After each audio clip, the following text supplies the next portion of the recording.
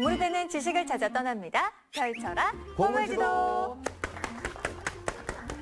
네, 지난 시간 우리가 우시라 선장님과 함께 요하 문명에 대해서 이야기를 나눠봤는데요. 80년대 이후에 새롭게 발견되기 시작하는 제5의 문명, 요하 문명에 대해서 얘기를 할 겁니다. 세상에 없는 새로운 문명이 발견됐는데 도대체 이거 누가 만든 걸까? 누가 만든 외계인도 거야? 아닐 거고 중국에서는 요하 문명을 건설한 세력이 바로 황제족이다. 중국 거로 끌어와야 되잖아. 아유, 진짜. 이게 요하 문명을 이루는 신석기와 청동기 시대의 고고학 문화예요. 소화서 문화, 기원전 7000년까지 올라가죠. 그 다음에 흑룡화 문화, 그 다음에 부화, 그 다음에 홍산 문화, 하가점 하층 문화, 상층 문화. 이건 청동기. 이때부터 청동기군요. 그 하가점 상층 시기부터 비파형 동굴입니다. 비파형 동검이요? 이렇게 멋있게 생긴 칼. 예. 잠시 선장님, 여기서부터 뭔가 연결고리가 생기는 것 같습니다. 그 이제 연결되죠? 네, 비파형 동검은 고조선 거니까. 그러니까, 우리 건 때 한다니까요. 한국어를 포함한 트랜스 유라시아의 기원지가 어디냐? 바로 요하 문명 지역이고 한국 역사의 기원지가 요하 문명 지역이라는 거예요. 오늘 요하 문명의 눈부신 유적들, 그리고 혹은 우리와 또 관련이 있을지도 모르는 다양한 이야기 해주실 예정인데, 지난 시간부터 궁금해서 잠을 못 잤습니다, 선장님. 계속 기다리고 있었어요. 네, 예. 이 자리에서 계속 기다렸어요. 망부석이었습니다. 네. 자, 지난 시간에는 요하 문명이 어떻게 발굴됐고 이제 발견되면서 중국 학계에서는 어떻게 자기의 역사로 끌고 가는지에 대해서 개괄적인 얘기를 했고요. 이번 시간에는요, 요하 문명 지역의 소화서 문화, 흑룡화 문화, 부화 문화, 이 신석기와 청동기 시대까지 이어지는 이 고고학 문화에서 도대체 뭐가 발견됐길래, 얼마나 놀라운 게 발견됐길래 4대 문명과 견주어도 손색이 없다고 저는 그걸 제5의 문명이라는 표현도 썼는데 이렇게 얘기하는지를 여러분한테 제가 답사한 자료들 뭐 이런 걸 다 총동원해서 간략하게 소개를 하고, 또 그런 것들이 한반도 고대사나 한반도와 어떻게 연결되어 있는지를 주로 설명을 드리려고 합니다.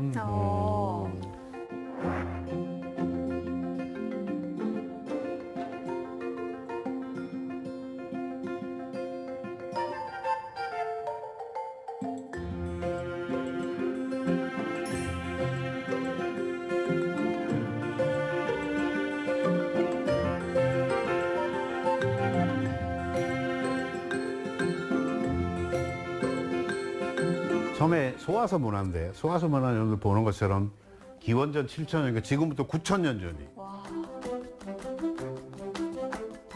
지난 시간을 기억하시는 분은 네이처지에서 얘기한 한국어의 기원, 즉 트랜스 유라시아의 기원이 9000년 전 서요하 지역의 기장농업 지역이다, 그런 얘기를 했죠. 왜 네이처에서 9000년 전이라는 표현을 썼냐 하면 바로 소화서 문화의 출발이 9000년 전이기 때문에. 지금 지대에 보이는 거는 소화서 유적이 40개가 넘는다고 그랬잖아요. 그 유적이 분포하는 지역을 그 점선으로 표시한 겁니다. 딱 요하 지역이네요.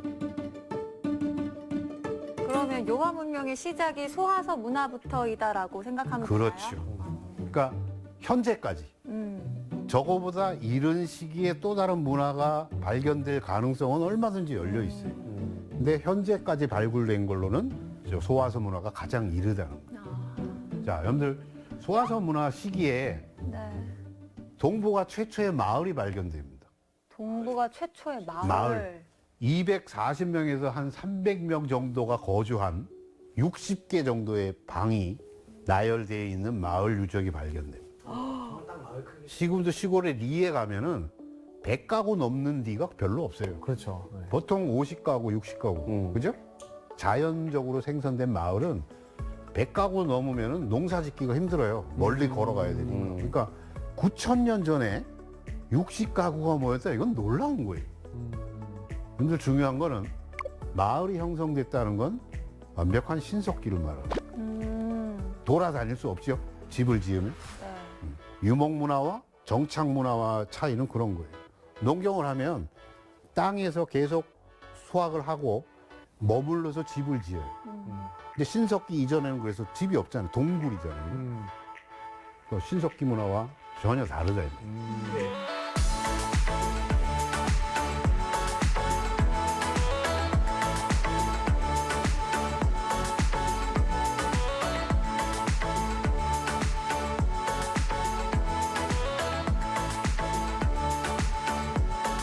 소화서에서 우리가 잊지 말고 꼭 기억해야 될 게 뭐냐면 이 동북아시아 최초의 빗살 무늬가 나와요. 비살무늬. 빗살무늬.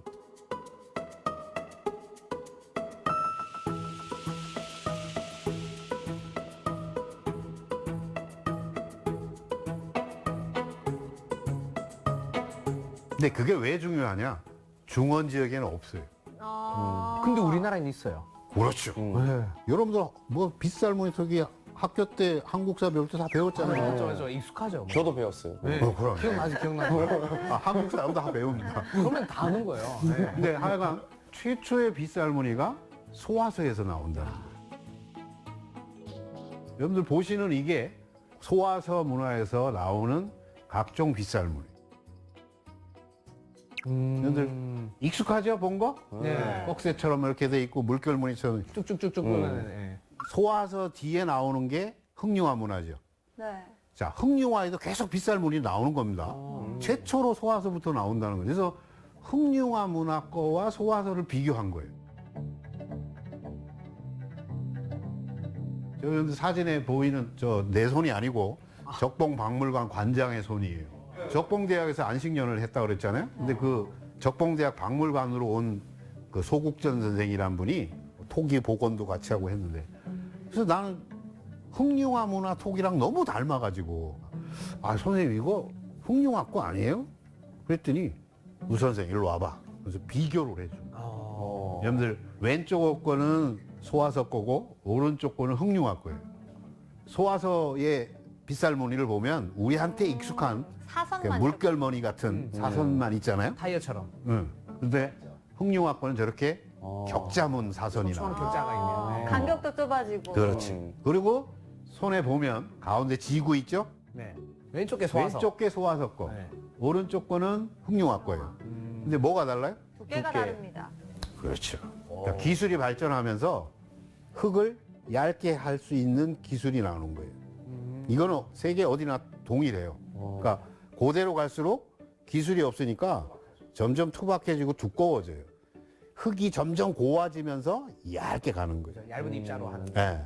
그만큼 흙을 다루는 기술이 높아졌다는 걸 얘기하는 거고, 무늬도 빗살은 빗살이죠. 네. 근데 새로운 형태의 무늬들이 나와요. 업그레이드. 형태는 거의 비슷해요. 그렇네요.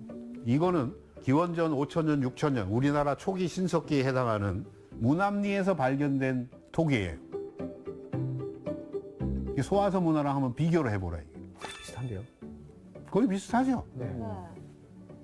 그럴 수밖에 없어요. 우리는 흑룡화 문화와 비슷한 유사한 시기에 이런 게 나오잖아요. 수두룩하게. 근데 그런 기원전 5천년, 6천년, 이런 4천년 이런 시기에 황하 문명 지역은 없어요. 엄서요. 그건 무슨 얘기예요? 여하 문명 지역은 한반도와 아주 일찍 초기 단계부터 연결돼 있었다는 거예요. 중원으로 연결된 게 아니에요.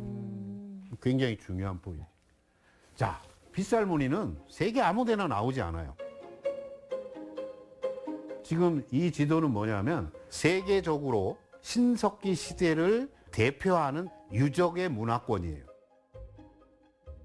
초록색으로 되어 있는 게 빗살 무늬가 출토되는 지역이에요. 오. 보시면은 한반도와 만주 일대와 저 유라시아 초원을 쭉 해서 북유럽까지 이어지죠? 근데 황하 문명 중심 지역에 없죠? 없죠, 없죠.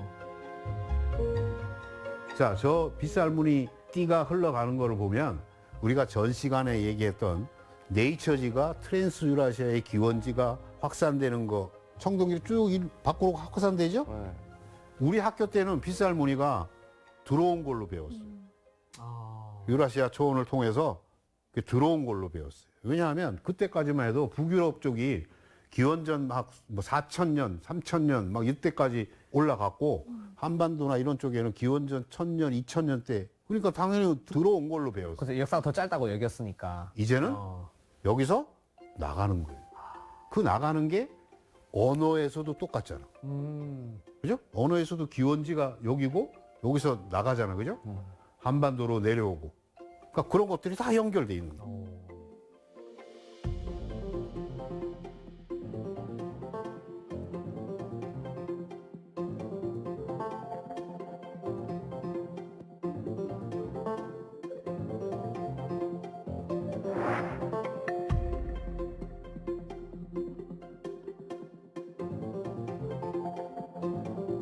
자, 그다음에 흑룡화입니다. 드디어 흑룡화. 흑룡화는 긴장해야 됩니다. 네. 세계 최초가 너무나 많이 나와. 와. 새로운 세계 것들이 최초. 나온다. 자, 흑룡화 문화에서는 어떤 것들이 발견되냐? 세계 최초의 옥 귀걸이. 귀걸이. 세계 최초예요. 그걸 고고학에서 옥결이라고 부릅니다. 링 옥결. 귀걸이였네요. 링 귀걸이. 오. 근데 이 요한 문명 지역은 재미있게도 저 밑에 시신 보이죠? 네. 뼈가 그대로 있잖아요. 어떻게 그대로? 거기가 석회암 지대가 많아가지고 화석화됩니다. 우리나라에서는 신석기 유적 중에 인골이 발견되면 우리는 산성 토양이 거의 대부분이잖아요. 그러니까 다 없어지고 일부 충청도나 이쪽에 왜 석회암 지역 있잖아요. 그런 데만 뼈가 남아있지 산성 지역에서는 다 부식돼 어쩌다가 막 이빨 뭐 썩다가 마른 요런 것만 나오지 저기는 석회암 지역이 대부분이기 때문에 그대로 발견돼요. 그대로 나오네, 그대로. 저거를 어떻게 끼웠는지 알아요? 귀를 뚫어서 이렇게 했어요. 우와. 귀를 그때부터- 뚫어야 돼 저거를 끼려면 아. 아니 그래갖고 어떻게 들었지? 가운데 잘라진 부분이 있잖아요. 네. 고기를 끼워서 이렇게 돌리는 거예요. 아, 뚫린 부분이 밑으로 오는구나. 그렇죠. 그러니까 이게 여러분이 보는 게 세계 최초의 옥결이에요.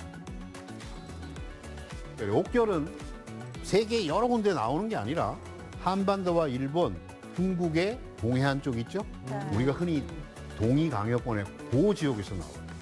그리고 거기에가 먼저 나오고 나중에 중원 쪽으로 들어가요. 근데 중요한 거는 기원전 6천년까지 올라왔는 문합리가 거기서도 나온다는 거예요. 옥결이다.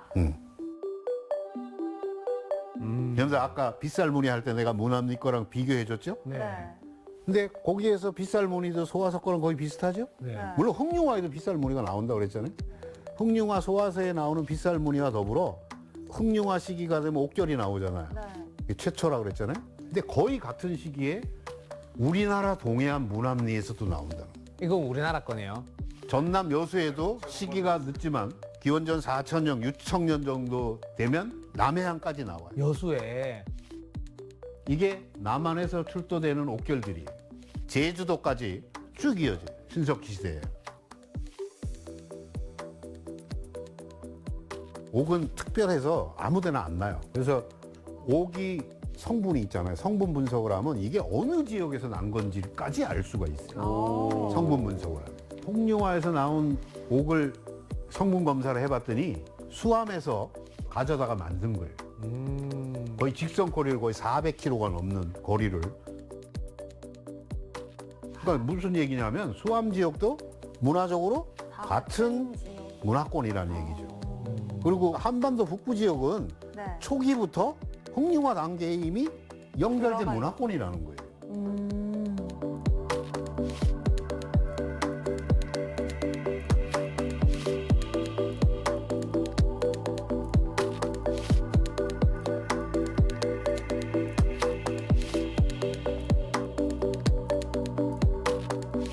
그다음에 두 번째는 동북아시아 전체에서 처음으로 환호를 두른 집단 촌락이 나옵니다. 집단 촌락. 한호가 뭡니까?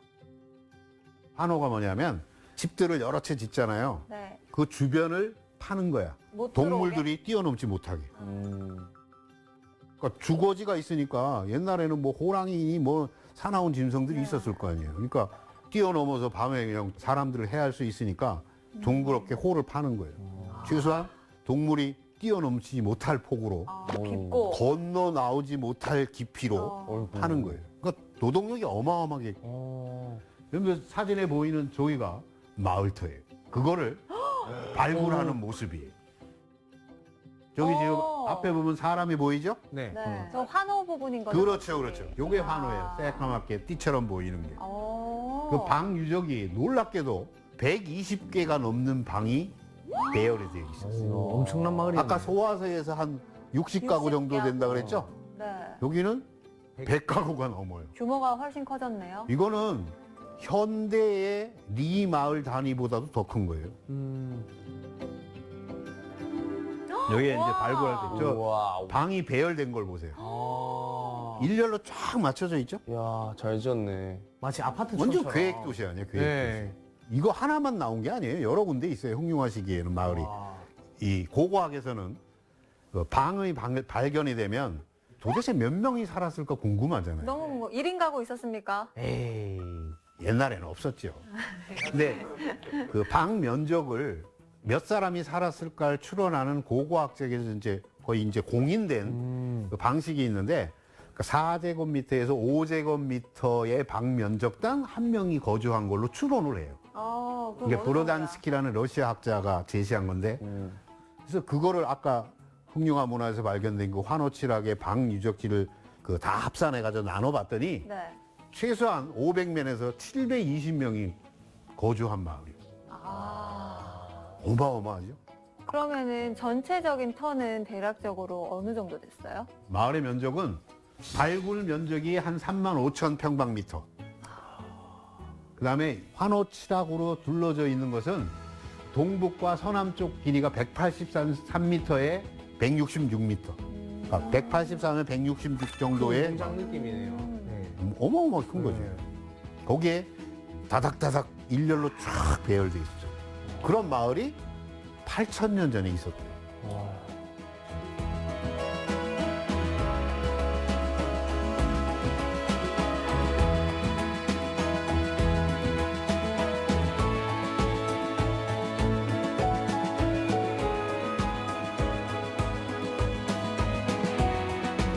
자, 그 다음에 세계 최초의 재배 기장과 조가 발견됩니다. 기장을 재배를 했다는 거. 기장과 조. 조를 세계 최초로 재배를 했다. 그렇죠. 기장과 조는 소와서부터 기장과 조를 재배했을 거라고 봐요. 왜냐하면 갈판이라든지 이런 것들이 다 나오니까 농사의 흔적도 다 흔적 나오고. 증거도 근데 있네요. 실물은 안 나왔어, 소와서에서. 아, 근데 여기는 실물이 거의 1,500알이나 빗살무늬 토기에. 토기 안에서. 토기 안에서 한꺼번에 1,500알이나 발견되는데 90%가 기장이고 10%가 조야. 지난 시간에 내가 네이처지에서 얘기한 거 한국어를 포함한 트랜스유라시아의 기원지를 얘기할 때 네이처지에서 뭐라고 썼다 그랬어요? 9,000년 전 서요하 지역의 기장 농업지역. 기장농업지역. 이 사람들은 기장이 주식이었어요. 아직 쌀 먹던 때가 아닌가 봐. 쌀은 없어요. 그때는 잘 모를 때요. 쌀은 없어요. 여러분들 고조선 부여 사람들이 뭘 먹고 살았어? 쌀은 안 먹었어요. 그들도 혹시 기장? 기장이에요. 공자는 쌀밥을 먹어봤을까? 아니야? 춘추 시대까지도 주식은 기장이었어요. 아, 그렇구나. 그래서 땅의 신에게 제사 지는 게 사직이잖아요. 사와 직이라는 게 다르요 사는 토지신이고 직이 곡식신인데 그 직자가 뭐냐면 기장직자예요. 자, 여러분들 보는 이게 기장과 조예요. 이게 야생종이 아니고 재배종이에요. 자, 그리고 이거는 2012년에 이미 세계 주요 농업유산으로 인증되어 있어요. 그러니까 세계적으로 다 공인이 되었단 말이에요. 내가 하는 말들이.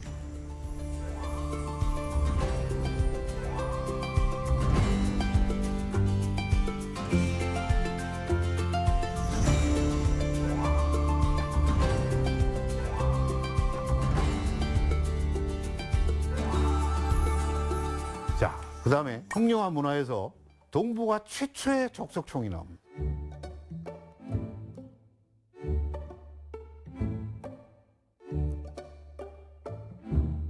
자, 보십시오. 저기 지도에 보면 이게 백음장관 유적지인데 저 산 꼭대기 같은 데 있죠? 네. 네. 거기에서 발견되는 거예요. 어떤 것들이 발견되나? 밑에 저렇게 사람을 묶고 땅 파서 위에다가 돌을 쌓는 거예요. 적성묘 중에서는 가장 이른 시기에 나오는 게 토광적성묘라고 그래. 근데 이것도 흑룡화에서 최초로 나온 거예요. 그다음에 이게 이제 석관적성묘를 얘기해. 이게 지금 이렇게 발견, 이게 지름이 한 7, 8m 돼요. 아니 근데 이거는 사실 지나가다가 보면 모르죠. 돌이 모여 있네 하고 그냥 지나갈 것 같아요. 그렇죠. 다른 사람한테 보이는 거예요. 그거를 위에 이렇게 덜어내고 저 가운데 묘실이 있죠? 시신도 남아있죠? 여기는 많이 썩어서 뼈가 몇 개 없지만, 그러니까 석관을 만들고 시신을 놓고 동그랗게 도로 왕창, 저게 지름이 한 7, 8m 된다고 그랬죠? 아. 적석 석관묘가 최초로 등장하는 것도 흑룡화입니다. 오만 최초가 다 있네요. 네. 최초. 이거는 또 다른 거예요. 여기는 잘 남아 있죠. 이쯤 되면 무덤인 줄 알겠어요. 어. 근데 저거를 이제 안에를 파면은 이렇게 돼 있는. 오. 돌로 밑에까지 다 깔았죠. 그 다음에 적석석간묘가 나오면은 그 다음에 발달된 단계가 피라미드, 계단식 피라미드. 아, 이게 저 상태에서 쌓는군요. 점점 더. 그렇죠. 홍산문화 후기 단계가 되면 피라미드로 쌓는 3층 피라미드. 이야.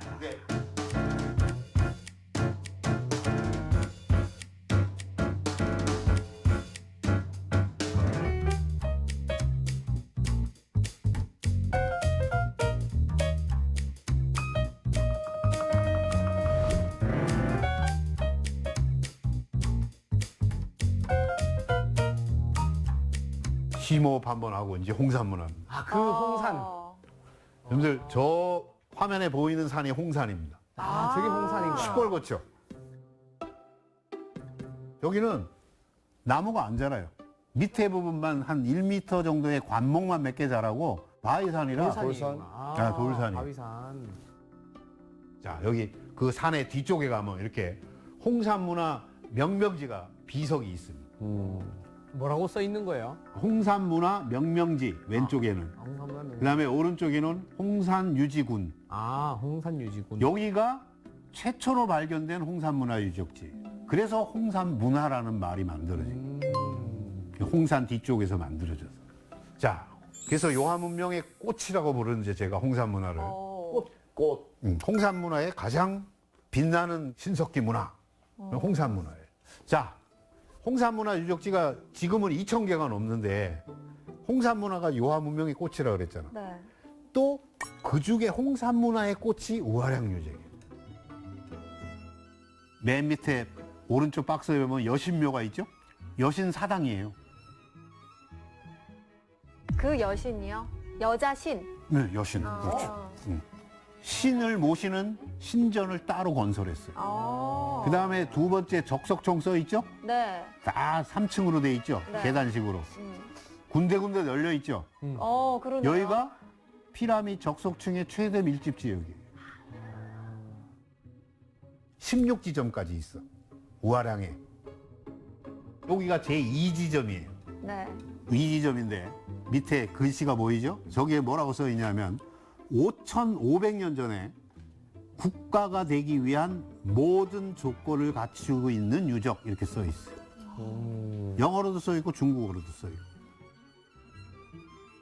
한가운데 원형 3단이 보이죠? 네. 저게 동북아시아 최초의 천단입니다. 천단, 천재를 지내는 천단. 하늘에 제사 지내는. 지금도 천단은 전부 다 저런 모양이에요. 3단 원형. 그리고 왼쪽에 네모난 피라미드 보이죠? 네. 그게 피라미드예요. 무덤. 무덤이랑 제사 지내는데 이렇게 같이 이렇게 해놓은 거예요? 네. 와. 이 우화량 일대에는 주거지가 없어요. 그래서 학자들이 홍산인들의 성소라고 얘기를 해요. 그러니까 무덤과 신전만 있지 주거지가 발견되지 않아요. 종교적 공간이다. 그렇지. 음. 근데 더 놀라운 거는 이제 보시면 알아요. 자, 여기가 우화량 이지점의 전시관을 기둥 하나 없이 거의 100m가 넘는 공간을 철골 구조로 해서 덮어놨어요. 와. 어마어마하죠? 자, 여러분들 저 맨 밑에 적석총을 만든 기단석을 보세요. 네모난 거. 내가 뭘 보여주려는 걸까요?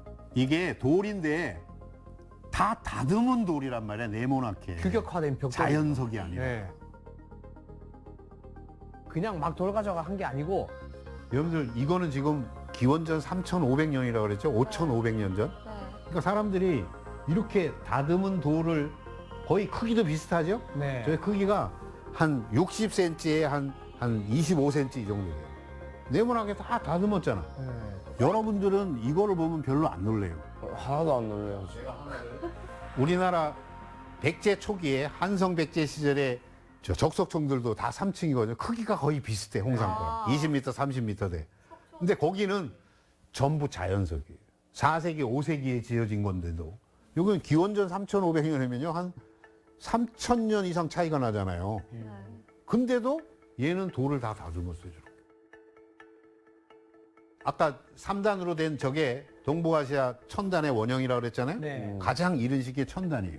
근데 밑에 1단과 2단의 간격이 다르죠. 네. 네. 그래서 고고학자들은 이걸 발굴하고 나서 1층은 지름이 얼마, 2층은 지름 이것만 써놨어. 근데 이게 이런 거대 건축이 나오니까 건축학자 중에 한 사람이 이거를 발굴 보고서를 보고 무릎을 친 거예요. 이건 재단이다. 야, 이거는 그냥 만든 게 아니다. 이렇게 설계한 거예요. 여러분들이 아는 원의 내접원, 외접원 사각형에 아니면 거꾸로 원의 내접 사각형, 외접 사각형을 통해서 설계한 거라고. 이야. 아, 저렇게 다 계산을 해서 설계를 했다는 거죠. 그렇죠. 와. 왜냐하면 건축학자들은 비례에 굉장히 민감하잖아요. 그러니까 이거를 보니까 이상하다. 1층과 2층이 왜 간격이 다를까? 근데 고고학자들은 그걸 눈치를 못 챘는데 건축학자가 찾아내. 건축학자가 논문을 쓴 거야. 야, 이거는 이렇게 해서 설계한 거다. 뭐 얼마든지 나는 그 가설이 확실히 맞는다고 봐. 그리고 그걸 이렇게 해서 실제로 이 측정한 비율의 길이와 똑같아. 아.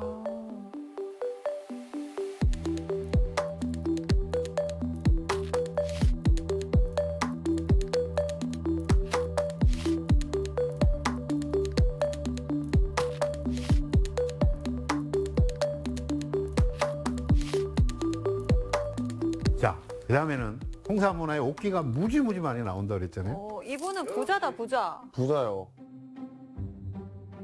여러분들 이게 우아량의 석광면 많다 그랬잖아. 피라미드로 된 게. 그 중에 옥기가 가장 많이 발견된 거예요. 한 무덤에 20개가 있어요. 가장 럭셔리한 사람이었네요. 자, 귀걸이도 있죠? 장식인 네. 것 같아요. 옥결도 있잖아요. 그죠? 네. 그리고 머리에 쓰는 관도 있어요. 네. 오. 옥이 돌이잖아요. 네. 금속기가 없는 상태에서 저거를 이만한 돌을 갖다가 저렇게 깎아서 만들려면 상류층이네. 몇 달을 만들어야 되는 거예요. 구멍 뚫고. 요거는 한 무덤에 3사람을 화장해가지고 뼈만 모아서 옥기를 한두 개 올려놨죠. 3사람을 합장한 거예요. 화장해서. 네. 뼈만 추려서. 자, 여러분들이 고고학자야. 그래서 이런 다양한 무덤을 팠어. 옥기가 숫자가 달라. 그러면 뭐라고 여러분들이 평가를 할 것 같아요? 신분제 사회구만. 역시 총명하십니다. 아. 이런 여러 발굴 결과를 통해서 학계에서의 정설은 뭐냐면 홍산 후기 단계가 되면 최소한 6등급에서 7등급의 신분이 나눠 있었대. 옥으로 된 관을 쓴 놈과 3사람 함께 묻은 놈하고 어떻게 신분이 같겠어요? 그래서 최소한 6, 7등급의 신분 등급이 이미 분화돼 있었다. 자, 홍산 문화에는 지금 보는 것처럼 이런 다양한 옥기들이 나와요. 수십 종류의 옥기가 나옵니다. 그 중에 대표적인 게 옥웅룡과 옥저룡이에요. 위에 거는 옥웅룡, 아래 거 갈기가 이렇게 나오는 건 돼지 모양의 옥이다 해서 옥저룡 이렇게 부르는 거예요. 대표적인 옥기 중에 하나예요. 귀걸이요. 아니요, 이거는 커요. 폐용하는 거예요. 목걸이. 목걸이. 홍산 옥기의 특징은 전부 다 구멍이 뚫려 있어요. 그렇네요. 구멍이 뚫려 있어서 이 목걸이처럼 다 매달 수 있게 돼 있어요. 아. 옥기를 이렇게 많이 나오지만 하나를 만드는 시간이 무지무지 걸린다는 거예요. 그렇죠. 그래서 홍산 시절에는 적석총 만들 때 네. 설계도 하고 그 돌 다 다듬고 직업적으로 석장인 그룹이 직업적으로 분화돼 있을 때 그게 내가 주장하는 거고. 아, 장인이 근데 있었다. 옥장인들도 분화돼 있었거든. 그거는 이제 중국 학자들도 다 통용되는 거고 나는 석장인들도 분화돼 있을 거라고 나는 지금 주장을 하는 사람이고 그래서 전문 직업 집단이 분화가 되는 거예요. 뭔가 사회적 체계가 보입니다, 이제. 그러니까. 네. 모양들이 다 똑같잖아. 네. 옥기가 만들어져도. 저건 아무 집에서나 하나 만들어 그래서 만들 수 있는 게 아니라. 전문 직종이 있었다는. 그렇죠. 아. 전문 직업적인 분화, 신분의 6, 7등 이게 초기 국가 단계라는 게 그래서. 오.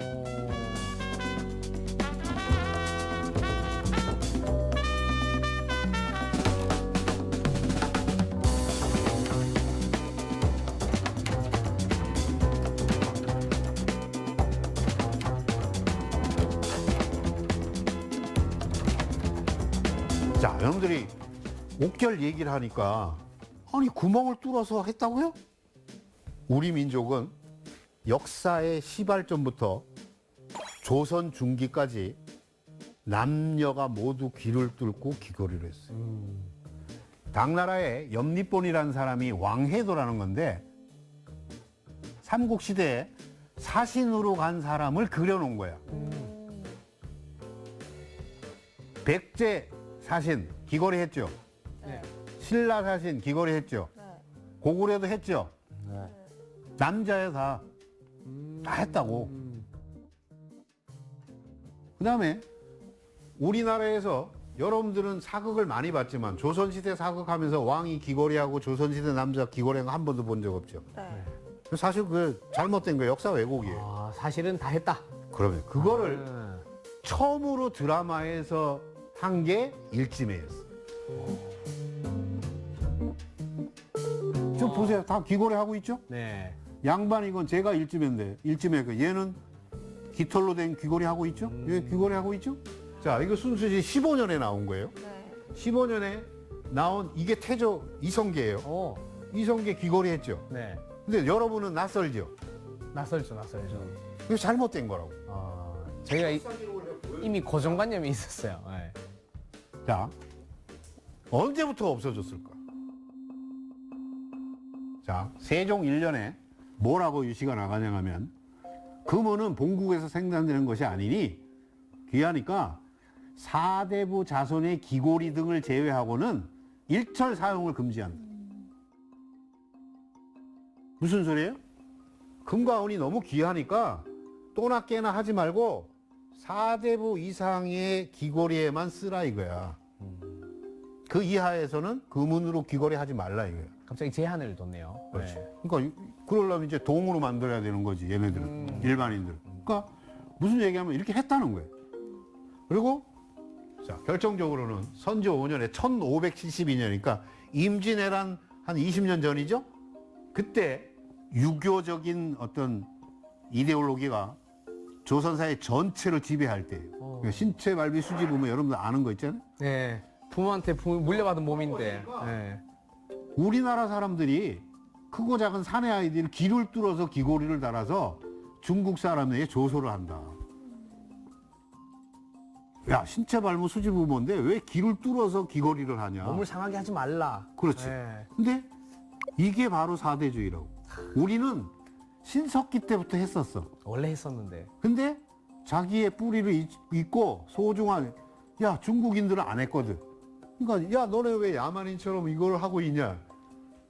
야, 우리는 옛날부터 해왔다. 이게 우리의 전통이다. 이렇게 맞받아쳐야 되는데, 그냥 중국 따랐네요. 네. 우리를 비판하는, 스스로를 비판하는 거야.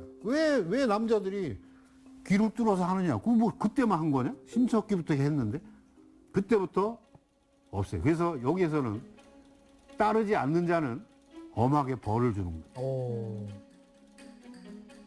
이때부터 싹 사라져요.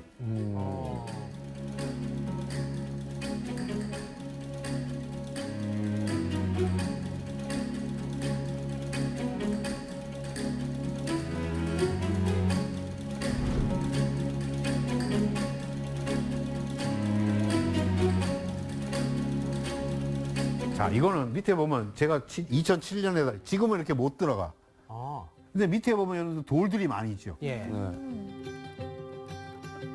그 돌들이 쭉 있으니까 너무 크니까 사람들이 이게 적석조일까 생각을 못했어. 근데 그래도 돌이 삥 둘러 있으니까 학자들이 시구를 한 거야.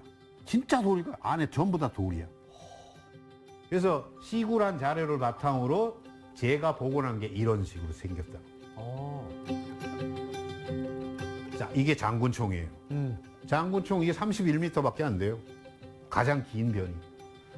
이 광개토 복원도. 보건. 한도 산성에는 이런 적석총이 수천 개가 아직도 남아 있어. 저기는 적석총 이게 고구려 거예요. 동네네요, 동네. 근데 저런 적석총이 고구려에 화려하게 부활하고 백제로 백제를. 이어지잖아요. 대농원에 있는 거는 겉에 한 1, 2m만 흙이지 안엔 전부 돌이에요. 네. 적석 목각분이라고. 우리 고대 민족들은 전부 다 적성묘 계열이었다. 이 말이에요. 고조선부터 시작. 조선부터. 네. 근데 중원의 황하 문명 지역에는 없다. 이게 일본까지 이어진다.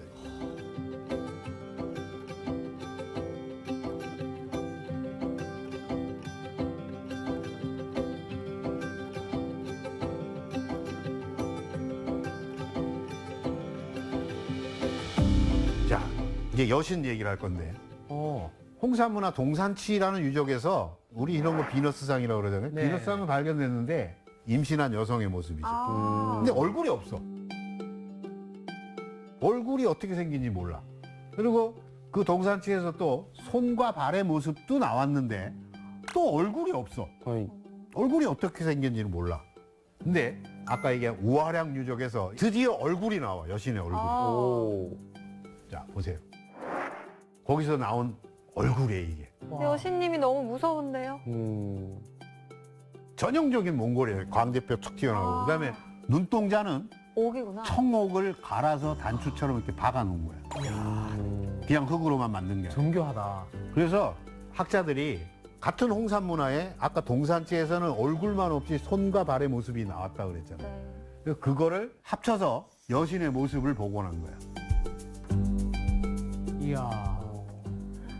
손발은 모습이 이미 나왔잖아요. 네. 반가부자 아주 명상 자세죠, 완전히. 자, 그다음에 이 여신묘 안에는 네. 여신이 한 사람만 있는 게 아니라 우리 실물의 3배 여신, 인간 실물의 2배 여신, 1배 여신, 3종류의 신들도 위계가 있는 거야. 3종류 크기의 신들이 있었다는 거야.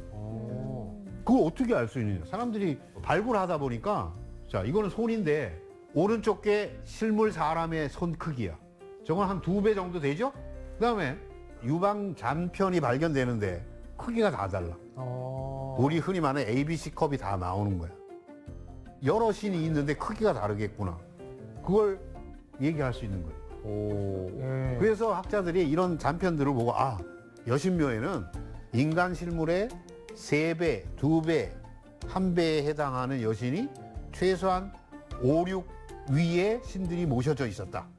라고 추론을 하는 거예요. 아니면 그냥 이때는 흙이 모자라면 좀 작게 만들고 흙이 많다 하면 크게 만들고 이러진 않았을까요? 그렇게 홍산 시대를 그렇게 원시 시대로 그래서 전문 장인들이 있는데 그렇게. 그럼요. 예. 한 번씩 내가 해야 되는 걸 많이 하네. 욕심이 많아. 우화량 박물관이 있는데 우화량에 오. 박물관에서 이제 플라스틱으로 복원한. 이제 복원을 해서 여신이 이렇게 앉아 있었을 거다. 요건 좀 잘 만들었네. 주신은 인간의 3배 사이즈일 거고, 근데 그 양쪽에 실물 사이즈의 곰과 새가 있었어요. 보조신으로. 그리고 여신묘의 구덩이에서는 희생으로 바친 곰의 턱뼈들이 발견돼요. 그래서 중국에도 그렇고 많은 학자들이 저도 동의하지만 홍산 문화의 주 토템이 곰족이에요. 우리나라 옥녀 그렇죠. 연결이 됩니다. 가능성이 있다. 그럴 가능성이 있다. 우리가 그거를 우리식으로 그래서 재해석해야 된다는 게 그 얘기예요.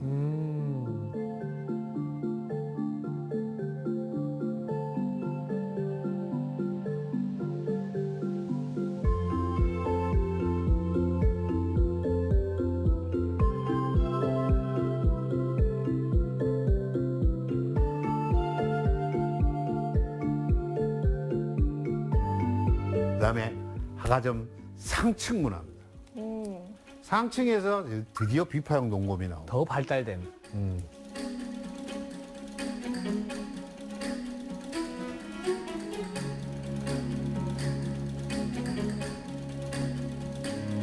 우리나라 그 한국사 교과서에는 비파형 동검 분포 지역을 고조선의 강역 혹은 고조선의 영향권, 고조선의 문화권 이렇게 다 설명하고 있어요. 네. 여러분들도 그렇게 배웠어요. 나도 그렇게 배웠어요. 근데 우리가 흔히 보는 이 지도는 여러 가지 문제가 있어요. 저기는 발견되는 위치만 표시한 거지 얼마나 많이 어느 지역에서 발견된지는 표시를 안 해요. 그죠? 그러니까 뭐 한반도나 뭐 요동이나 요소나 비슷하게 발견된 것처럼 느껴지잖아. 그게 착오라 이 말이야. 비율이 다르다. 자, 이게 발견 지역인데 2000년을 기준으로 331개의 비파형 동검이 발견됐어요. 근데 내몽고하고 요동 요소 지역에서 203, 40개가 발견됐죠? 330개 중에 다 나오네요. 한반도에는 다 합쳐서 남북한 합쳐 75개밖에 안 돼. 물론 2000년 기준입니다. 그 뒤로도 발굴돼요. 네. 그러니까 무슨 소리냐면 비파형 동검이 고조선의 지표 유물이라면 비파형 동검이 가장 많이 발견되는 지역이 요동요서 저 지역이요. 거의 3분의 2가 저기서 발견되죠.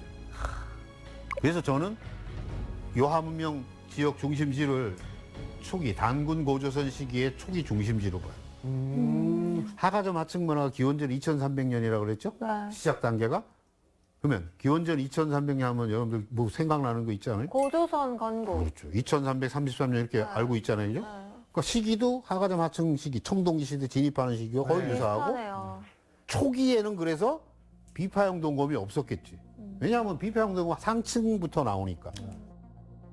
요하문명 지역의 청동기 시대 유적 분포예요. 이야, 저 저쪽에 빨간 점들. 빨간 점 아, 하나가 네. 유적지예요. 오. 아이고. 제일 밀집되어 있는 저기가 요하문명의 중심지. 아, 저기. 저희가 네이처지가 얘기하는 한국어를 포함한 트랜스 유라시아의 기원지. 그러면 비파형 동검의 3분의 2가 발견되는데도 저기예요. 그러면 고조선은 청동기 시대의 최초의 우리 민족의 국가인데 어디서 발원하냐? 저어서 왔다. 나는 그래서 여러 가지 가설들이 있지만 저는 요서 지역의 저 지역이 초기 고조선의 중심지라고 생각하는 거예요. 자, 더 놀라운 자료는 이건 조양시 박물관이에요. 조양시 박물관에는 2000년까지 331개가 발견됐다 그랬잖아. 조양시에는 저 청동기실에 박스가 하나 있는데 박스 안에 21개의 비파형 동검이 전시가 돼 있어요. 와. 자, 여러분들 남북한 합쳐서 발견된 게 2000년 기준으로 몇 개라고 그랬어요? 70 몇 개밖에 안 된다고 네, 그랬죠? 75개. 네. 근데 조양시 박물관 안에만 21개가 한 박스 안에 전시가 돼 있어요. 그다음에 거푸집도 있어요. 거푸집은 비파형 동검 하나와 고고학종 무게가 달라요. 그렇죠. 거기서 수백 개를 찍어낼 수 그렇죠. 있는데. 네. 거기는 생산지라는 거예요. 생산지. 그러니 연구를 해요. 저렇게 비파형 동검을 들고 있는 저 장군이 누구일까? 저게 후대의 장군들이겠죠. 그럴 수 있겠네요. 우리는 비파형 동검을 하나만 달랑 얘기를 하는데 비파형 동검은 저렇게 청동 투구, 청동 단추가 박혀 있는 장화, 갑옷 저런 거와 같이 공반 출토된다고. 그래서 중국 학자들이 저런 모습으로 복원을 해놓은 거예요. 저거는 고조선을 건국한 당군은 아니고 후대 당군들, 기원전 1000년 이후의 당군들은 저런 모습이었겠죠. 자, 그렇다면 우리가 주요 유물들을 다 봤잖아요. 그죠? 네. 비파형 동검도 준홍에서는 안 나와요. 중원에서. 산동까지만 나와요. 그러니까 요하문명을 대표하는 각 고고학 문화의 주요 지표들이 중원 지역에 안 나오는 거예요. 그럼 황하 문명과 확실히 구별되는 아, 문명이란 생각이 확실히 드네요. 구별되죠. 그래서 네이처지에서도 이 요서 지역이 트랜스 유라시아의 기원지인데 반해서 황하 문명 지역은 한어 장어, 한장어의 기원지라고. 그러니까 언어가 처음부터 다른 거야. 언어가 다르면 사람이 다른 거죠. 그러니까 그들이 만드는 무덤제도니 뭐 토기니 이렇게 다 다른 거예요. 요하 문명은 처음부터 황하 문명과 분명하게 구별된다. 근데 다 한반도로 연결돼. 그러면 한국의 역사, 문화 이런 것들은 다 거기서 기원했다고 보는 게 너무나 당연한 추리 아니냐. 이제는 시각을 전체로 바꿔야 된다. 새롭게 발견된 이상 네. 이미 중국은 시장했잖아요. 네. 우리의 시각으로 요하 문명을 해석해야 됩니다.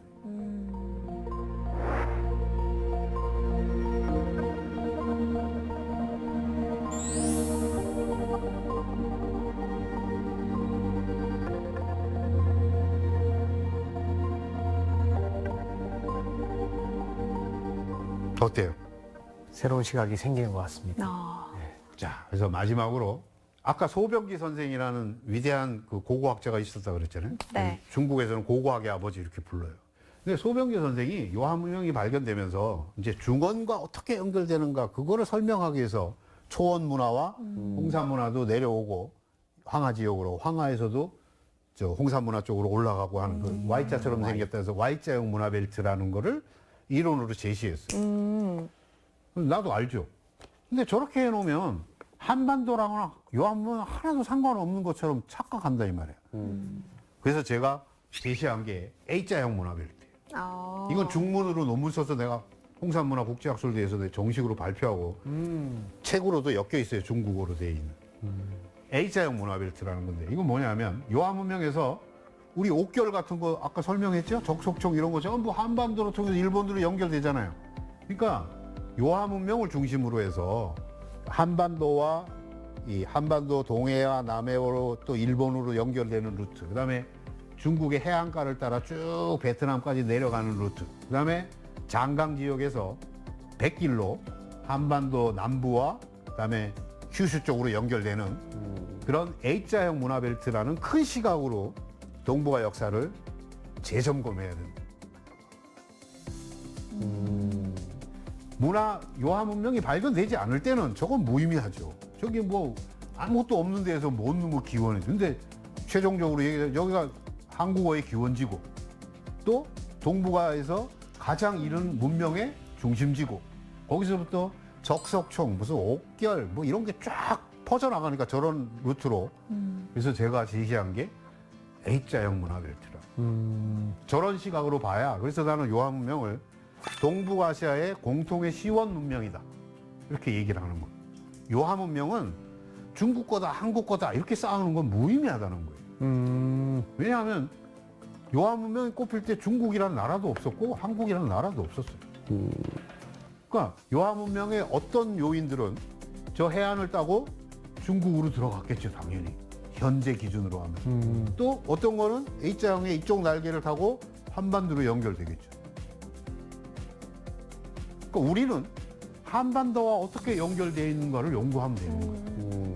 중국 사람들은 죽어라고 중국과 어떻게 연결하는지 지금 연구를 하고 있고 연구 정도가 아니라 황제가 아예 만들었다고까지 얘기를 하고 있는데 우리는 그 많은 것들이 한반도와 연결되는데 아무 목소리를 못 내요.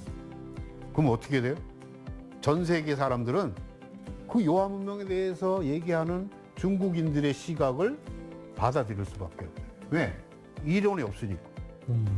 그래서 오늘 마지막으로 하고 싶은 게 요한문명은 우리 네이처지에도 얘기하듯이 한국어의 기원지일 뿐만이 아니라 한국 문화, 사상, 역사 모든 것의 출발점일 수도 있고 또 요한문명은 중국이나 한국 어느 한 국가가 독점할 수 있는 게 아니라 동북아시아 모든 민족들의 공통의 시원 문명.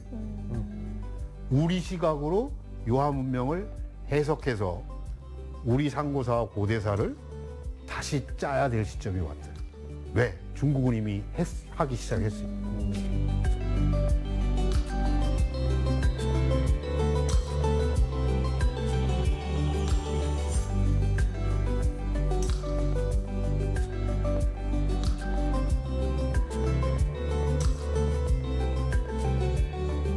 향화 문명과 확실히 구별되는 특징을 가지는 요하 문명, 그 흔적들을 오늘 선장님과 함께 살펴봤는데요. 그렇다면 오늘 강의 한마디로 정리를 해주신다면요?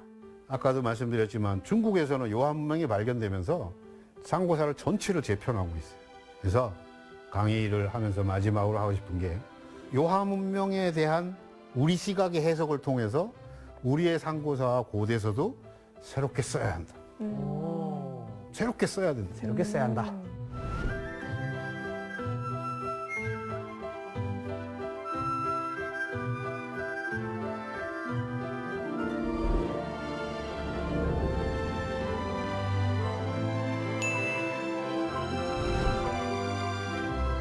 오늘 요하 문명, 우리가 주목해야 될 이유에 대해서도 이야기를 나눠본 것 같은데 두 분은 어떻게 들으셨는지 궁금합니다. 전 뭐 모르고 있던 거를 네. 이제 또 새로 알게 해주셔가지고 또 듣다 보니 또 흥미롭고 재밌었던 것 같아요. 요하 문명 중에 어떤 거 제일 마음에 들었어요? 많이 나왔잖아요. 목기도 나오고 적석총도 난 나오고. 저거 칼. 비파용 동거. 비파용 동거. 제일 내 스타일이다. 중원에는 없는. 네. 제일 내 스타일. 알겠습니다. 경환 씨는 어떻게 들으셨나요? 네, 저도 사실 지난 시간부터 요하 문명 되게 신기했는데 오늘 실제 사진도 보고 실제 물건들을 이렇게 보니까 우리랑 더 연결고리가 너무 많다 이런 생각이 좀 듭니다. 그래서 따로 이걸 외면할 수가 없을 것 같아요. 그래서 이런 분야도 이렇게 새롭게 또 파줄 학자분들 그리고 새로운 시각이 필요하다고 생각이 됩니다. 네, 오늘 이 시간을 통해서 우리가 아는 것이 전부는 아닐 수 있다라는 걸 다시금 체감할 수 있었습니다. 이게 우리가 꾸준히 역사에 관심을 가지고 공부해야 하는 이유가 아닐까 싶은데요.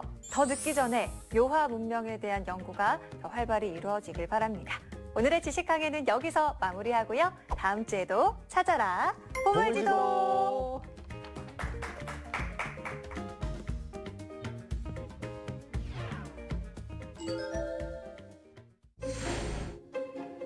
실크로드의 길에는 한약도 있었다.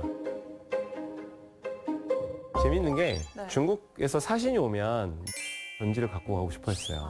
중국인 어떤 누구도 이와 같은 책을 만들어내는 역사는 없지 않느냐. 맞아.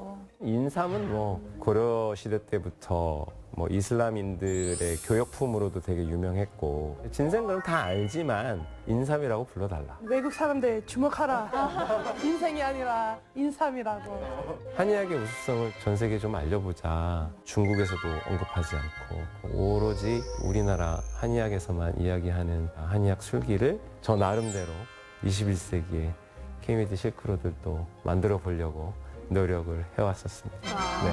네. 네.